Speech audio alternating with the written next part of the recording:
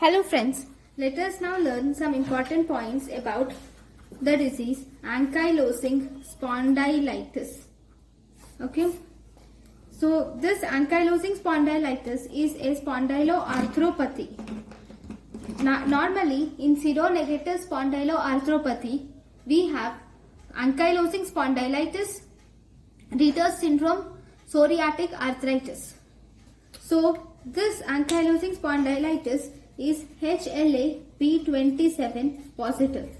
Almost this HLA-B27 positivity is seen in 90 patients of ankylosing spondylitis, and overall 1 to 6% of HLA-B27 positive patients will have ankylosing spondylitis. In first degree relatives, the history of ankylosing spondylitis in first degree relatives, then the person will have 10 to 30% increased risk. Whereas history of ankylosing spondylitis in twins, you see almost 65% increased risk is seen in ankylosing spondylitis. So we have seen the genes which is associated with ankylosing spondylitis. Very fine. Then there is genome-wide association studies were done, and genome-wide association studies, it was found that the additional genes which are associated with ankylosing spondylitis have been discovered. ERAP1 gene on chromosome 5q15, interleukin 23 and chromosome 1p 31.3 is associated with ankylosing spondylitis, and TNF genes like TNF-S5, SF15 and TNF-SF1A, TNF-STAT3 and ANTXR3, XR2 and also interleukin 1 receptor 2. All these are the single nucleotide polymerase polymorphisms which are associated with ankylosing spondylitis. So if you see in the pathogenesis, cytokines, T helper 17 cells and TNF alpha play an important role in the pathogenesis. So in the inflamed synovial joints, you can see there will be increased neutrophils, macrophages which are CD68, CD163 positive macrophages are seen, and you will also see presence of CD4 and CD8 T cells are seen in ankylosing spondylitis. And in the ankylosing spondylitis, you will see that they are positive for ICAM1, that is intracellular adhesion molecule 1, vascular cell adhesion molecule 1, and matrix metalloproteinase 3, myeloid response protein 8 and 14. All these are positive in ankylosing spondylitis. It is associated with reactive arthritis and also inflammatory bowel disease.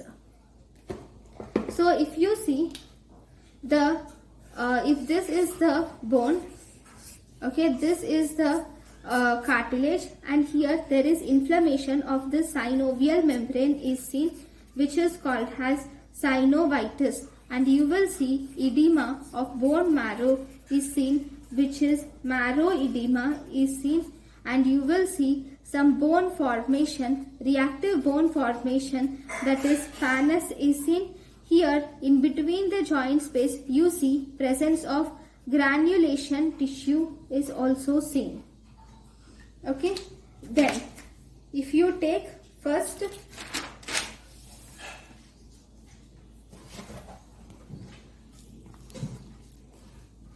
so if you see, this is the two spinous process. In between the spinous process you will see intervertebral disc.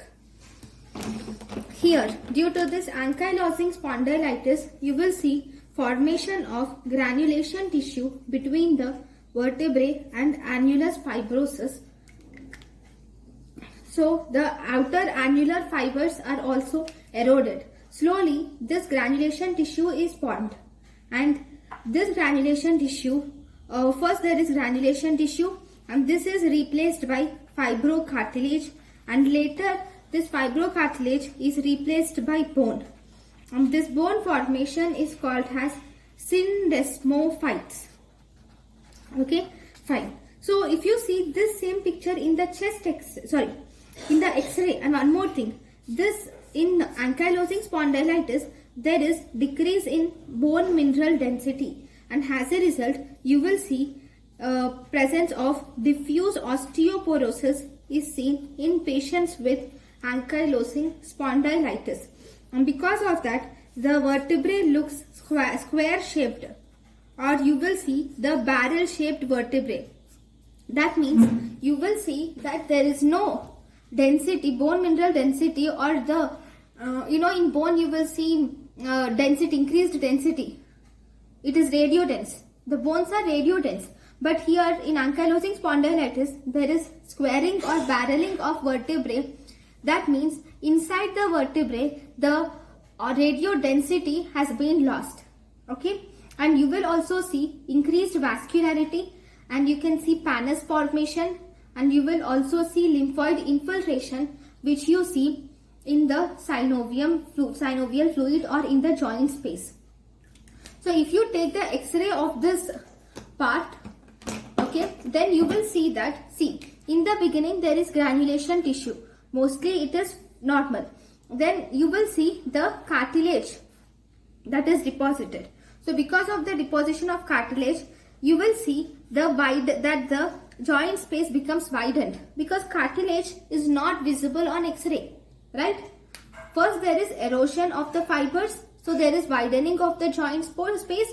Even the joint is filled with cartilage.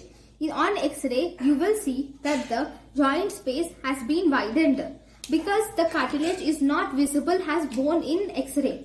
So that type of widening which you see here is called as pseudo widening of joint space. And slowly as the bone deposition occurs, this joint space is decreased. Joint space or narrowing of joint space is seen because of deposition of bone. These are the changes which you see in X-ray of the spine in ankylosing spondylitis. So if you see the clinical features, okay, this ankylosing spondylitis is most common in the late adulthood or adolescence, not adulthood, it is adolescence, or in 20s. In early 20s we see this ankylosing spondylitis. It is very rare more than 40 years of age. You will see that more than 40 years of age, only 5% of cases are seen if the patient is more than 40 years of age. Right. I am just drawing the man. Okay. Here this man complains of dull back pain. So you take this as here. This is the back side. So here this man has dull back pain, which you see, and you will also see bony tenderness. Bony tenderness is seen in some joints. This bony tenderness is seen in chondrosternal junctions. In the chondrosternal junctions here, you will see bony tenderness. In the spinous process of vertebrae, you see bony tenderness. And in the iliac crest, you see the bony tenderness. And if you see the greater trochanters, okay, in this greater trochanters of femur, you can see the bony tenderness. And in ischial tuberosity, you will see the bony tenderness. Okay, in heels, you will see the bony tenderness. And also in the tibial tubercles, you will see the bony tenderness. So bony tenderness is seen in costosternal junction. It is seen in spinous processes, iliac crest, greater trochanter, ischial tuberosity, tibial tuberosities, and heels. You can see bony tenderness. Sometimes this ankylosing spondylitis involves peripheral joints. If it involves peripheral joints, it is seen in 30% of patients, and the involvement is mainly asymmetric, especially if it involves the peripheral joints. Sometimes it also involves the cervical spine causing neck stiffness and neck pain. And this involvement of cervical spine is actually a late feature of ankylosing spondylitis. Initially, you will see morning stiffness of the low back is seen, but as days progresses, the pain becomes persistent and bilateral. Then, if you see, the most specific symptom of this ankylosing spondylitis is loss of spinal flexion or spinal mobility. Normally, the spine moves in the flexion. There will be extension, there will be lateral flexion and anterior flexion also. So, in ankylosing spondylitis, there will be limitation in the anterior flexion, in the lateral flexion also there will be limitation, and even in the extension of lumbar spine, you see limitation. The test which is done for finding this ankylosing spondylitis is called as modified Scobber's test. In this modified Scobber's test, what do? We will ask the person to stand straight, okay, with his hips together. Okay, you will ask the person to stand straight with his hips together, and first and foremost you will find the posterior superior iliac spine. Okay, this is the one. Here you will see the posterior superior iliac spine, and you will draw a line joining the posterior superior iliac spine. This line joining the posterior superior iliac spine marks the lumbosacral junction. Okay, now you will measure 10 centimeters from this in the center, in the midpoint. You will measure 10 centimeters from this, and you will mark a line. And now you will ask the person to flex. On flexion, if you see this, this is the 10 centimeter line, okay, which you have drawn, and think that this is the posterior superior iliac spine. This is the line joining the posterior superior iliac spine, that is lumbosacral junction. Now, if you measure these two lines, okay, then you will see that the distance is increased. You will see the 10 centimeters. The 10 centimeters will come here, and the distance is increased more than 10 centimeters. This increase in distance, if this is more than 5 centimeters, it is normal. If this increase in distance is, if it is more than 5 centimeters, it is normal. If it is less than 4 centimeters, then you can suspect ankylosing spondylitis. Then you have one more test to do for the diagnosis of this ankylosing spondylitis, that is chest expansion test. In this chest expansion test, you will measure the chest circumference at the level of 4th intercostal space in men and below the breasts in female. Okay, and then you will find the chest circumference. You will measure that chest circumference in two situations.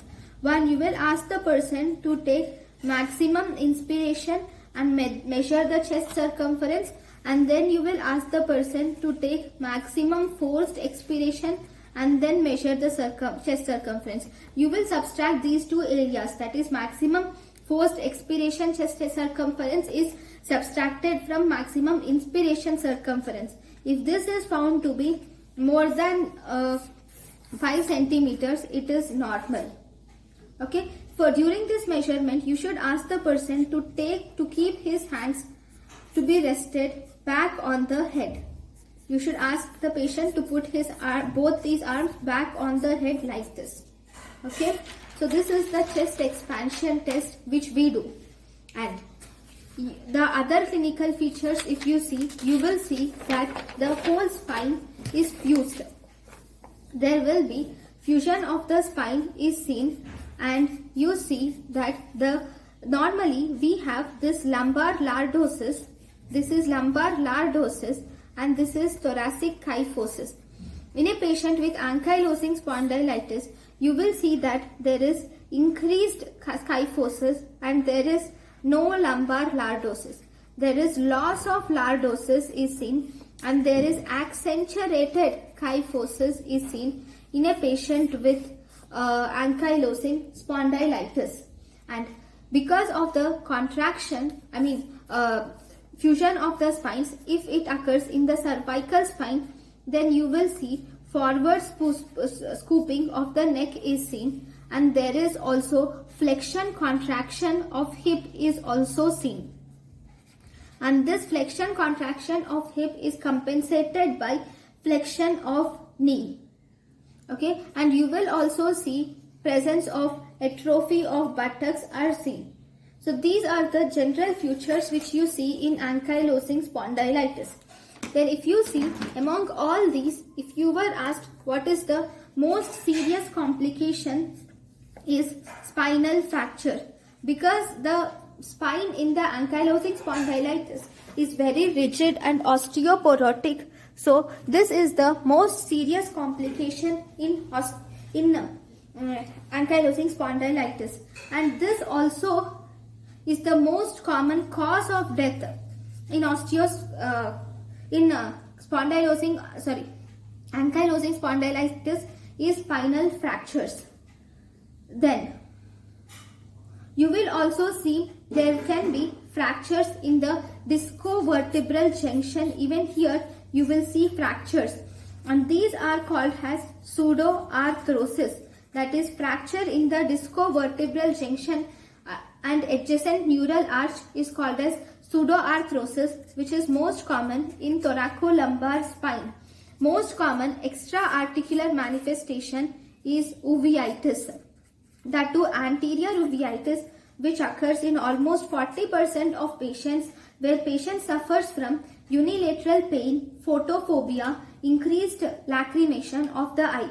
Sometimes you can see the presence of cataract, though rarely you can also see presence of secondary glaucoma in the patients. And most common CVS symptom is aortic regurgitation is seen, and sometimes you will also see third degree heart block is also associated with ankylosing spondylitis. Sometimes we see rarely upper lobe fibrosis of lungs, cauda equina syndrome, retroperitoneal fibrosis, prostatitis and amyloidosis are seen rarely. Then we have two scoring systems which are seen in ankylosing spondylitis, which are, we have Bad-Sai syndrome, that is Bath ankylosing spondylitis disease severity activity index. With this Bad-Sai, this will tell us about the disease activity. Whereas we have BASFI. In BASFI, that is Bath ankylosing spondylitis functional index. So this will tell us about the limitation in functional activity. Okay. Next. Fine. For diagnosis, you can do HLA-B27 is tested. It is positive. And if you do ESR is elevated, CRP is also elevated. Okay. You will have to do radiology, that is MRI spine is better. Okay, better to do MRI spine. So we have a diagnostic criteria for ankylosing spondylitis, which is called as ASAS diagnostic criteria for ankylosing spondylitis. This is done if the patient has 3 months history of back pain, and also if the patient is less than 45 years of age. Then you can see this ASAS scoring system for spondyloarthropathy. So in this scoring system, we have two main criteria. One, if you find the sacroiliitis on imaging, that is on MRI, if you are able to find this sacroiliitis, then this is for sure, it is ankylosing spondylitis. That is one criteria. If you see the second criteria, if you see that HLA-B27 is done and that is positive, along with that any two of the following criteria is positive, then you can diagnose as ankylosing spondylitis. These two or more criteria are inflammatory back pain, arthritis, enthesitis, anterior uveitis, psoriasis, dactylitis, Crohn's disease or ulcerative colitis, positive or good response to NSAIDs, and if there is family history of spondyloarthropathy or increased CRP. All these are the criteria which you have to see. So I will just show you this criteria. So one, you have to have sacroiliitis on imaging with the help of MRI. Second, you should have HLA-B27 positive. Along with that, you should have any one of these like inflammatory back pain, arthritis, enthesitis, anterior uveitis, dactylitis, psoriasis, Crohn's disease, ulcerative colitis, good response to NSAIDs, family history of spondylosing arthropathy, and increased CRP. So one of these should be positive. Right? Next. Then how are we going to treat it? The treatment options which are available for this spondyloarthropathy, that is ankylosing spondylitis, is if you see the first line treatment, you can give NSAIDs. Okay, but these do not decrease the disease progression. These will definitely decrease pain and tenderness. Then you can start the patient on TNF alpha inhibitors.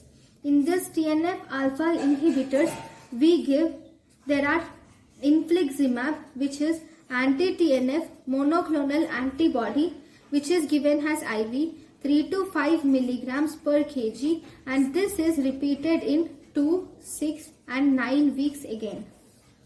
Then we have etanercept. This etanercept is a fusion protein, and this is given in 50 milligrams subcutaneously once per week. Then we have adalimumab and also golimumab. This adalimumab is given subcutaneously 40 milligrams twice per week, whereas golimumab is given 50 or 100 milligrams can be given subcutaneously. This is also once per week you can give this TNF alpha. Normally, if you see, the TNF alpha will activate a protein called as DKK1, which will increase osteoblastic activity, resulting in new bone formation. But that is syndesmophyte formation. But if with the help of this TNF inhibitors, we are actually blocking or inhibiting the tumor necrosis factor alpha, so there is no activation of this DKK1, and thus there is no osteoblastic activity. Right. The problem here in this TNF alpha inhibitors are the side effects. This can result in disseminated tuberculosis. It can result in pancytopenia, that is decreased WBC platelets and RBC. It can also cause demyelinating disorder, or it can increase congestive heart failure, or SLE related autoantibodies are increased. It can cause hypersensitivity reaction, and liver disease is also occurs due to this TNF alpha inhibitors. Now, because of all these, we will use only and only if the BASDAI score which we are telling, if this is only more than 4 out of 10, only then you will give the TNF alpha blockers. Okay, and even before initiation of therapy, you will have to check for TB reactivity, Montauk's test. If it is found to be more than or equal to 5 mm, then before giving this TNF alpha, always start some group of anti-TB drugs. Now, what about the contraindications? If you see, the contraindications are, if there is any active infection, we should not give TNF alpha inhibitors because they exacerbate the infection. If there is any high risk infections or malignancies or history of SLE, multiple sclerosis, these are absolute contraindications for TNF alpha therapy. But pregnancy and lactation are relative contraindications for TNF alpha therapy. with the help of TNF alpha, you will have to give TNF alpha for a period of almost 12 weeks, and then you will have to, after giving the therapy for 12 weeks, you will have to check BASDOI score. If you see that there is decrease in BASDOI score by more than 50% or by 50%, or if there is absolute reduction in BASDOI score more than 2 out of 10, then you can continue this TNF alpha blockers.